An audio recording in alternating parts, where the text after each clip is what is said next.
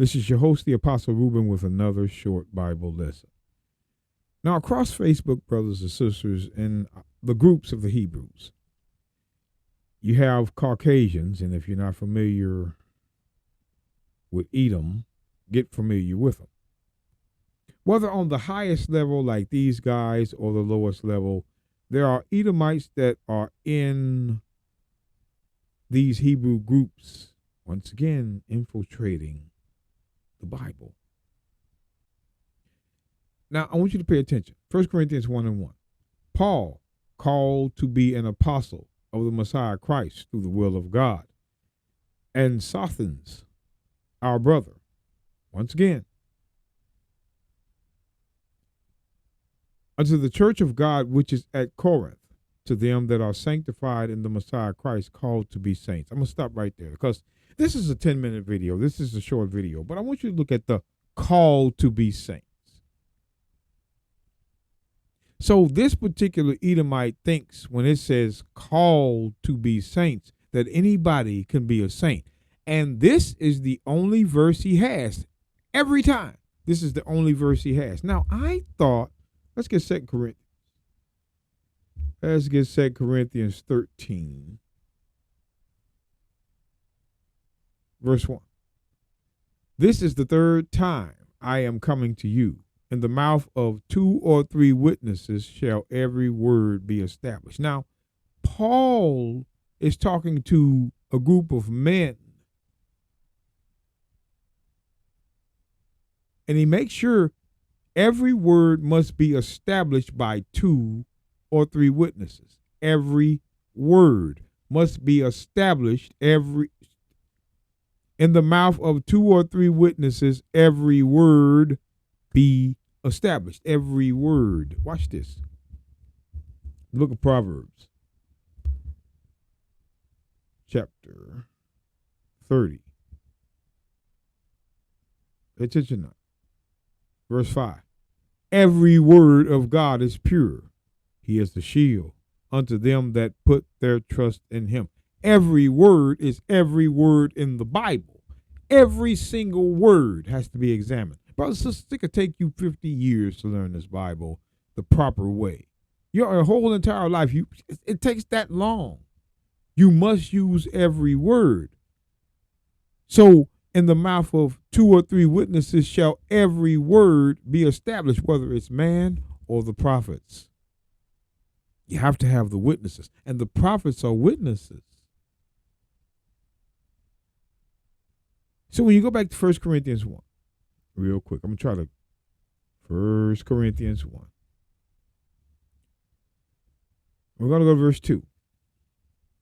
Unto the church of God which is at Corinth, to them that are sanctified in the Messiah Christ, called to be saints. Now, this Edomite, all he has is this one verse.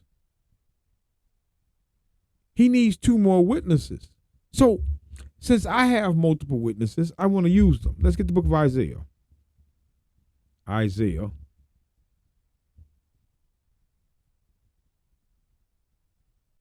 The book of Isaiah, chapter 48. I want to read one verse. Isaiah 48 and 12. Hearken unto me, O Jacob, and Israel, my called. Called. I am he. I am the first. I am also the last. Israel was his called. Witness 2. Now I want you to notice all nations are not his called. One nation is his called. So let's go to Joel. The prophet Joel. See, here's my second witness. Joel chapter 2. And we're going to start. How much do I have? Let me read this a little fast. Joel 2:31. The sun shall be turned into darkness, the moon into blood, before the great and terrible day of the Lord come. And it shall come to pass that whosoever shall call on the name of the Lord shall be delivered. For in Mount Zion not all nations, and in Jerusalem there shall be deliverance, as the Lord has said, and in the remnant whom the Lord shall call. called. The remnant of who? See, what you don't understand, when the sun and the moon gets dark, Christ had to, brothers, let me hurry up. Matthew. These Christians, we're telling you. Matthew 24. Real quick. I hope I can get this in. Verse 29. Immediately after the tribulation of those days shall the sun be darkened, and the moon shall not give her light, and the stars shall fall from heaven, and the power of the heavens shall be shaken. And then shall appear the sign of the Son of Man. That's the second coming. When the sun and the moon get to acting crazy, here he comes. So when we go back, I want you to pay attention. Joel 2 in verse 32. Verse 31. Let's look at that. The sun shall be turned into darkness, and the moon into blood, before the great and terrible day of the Lord. Christ described this day as Joel, second coming. Second coming now. And it shall come to pass in the second coming of Christ. Joel sees it. Whosoever shall call on the name of the Lord shall be delivered. Let's see who's going to be delivered in the second coming of Christ. For in Mount Zion, not all nations are not going to be delivered, brothers and sisters. In Mount Zion and in Jerusalem, north and southern kingdom, shall be deliverance. As the Lord hath said, in the remnant whom the Lord shall call. Call from who? Mount Zion. Again, God's not calling all nations. Oh, let's get Romans. Romans chapter 11. Real quick. I want to do this first. Romans chapter 11, verse 1. Here we go. I say then, hath God cast away his people? God forbid. For I am also an Israelite, of the seed of Abraham, of the tribe of Benjamin. God has not cast away his people, which is Israel, which he foreknew. We're going to stop right there.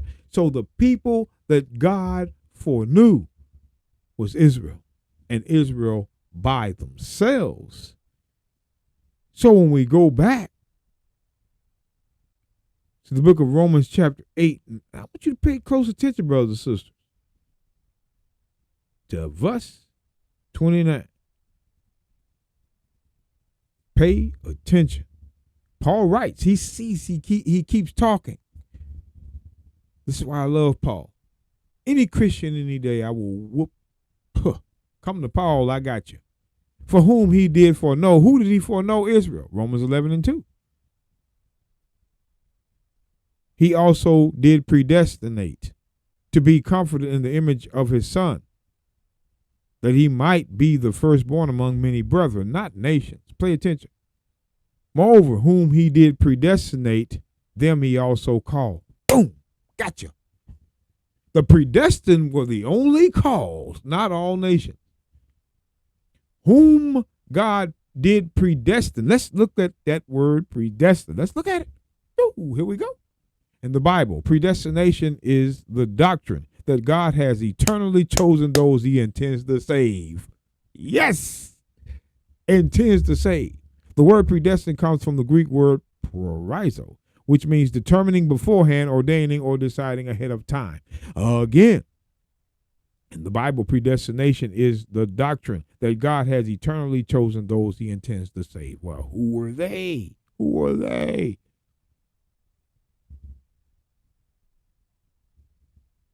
For whom he did foreknow, he also did predestinate. Ooh, brothers and sisters. Romans 11, verse 2. God has not cast away his people whom he foreknew. God only foreknew Israel. God only foreknew Israel. Again, Romans chapter 8,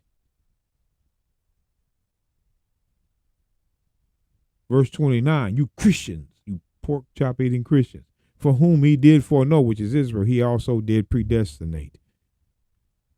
In the Bible, predestination is the doctrine that God has eternally chosen those he intends to save, and that was Israel only.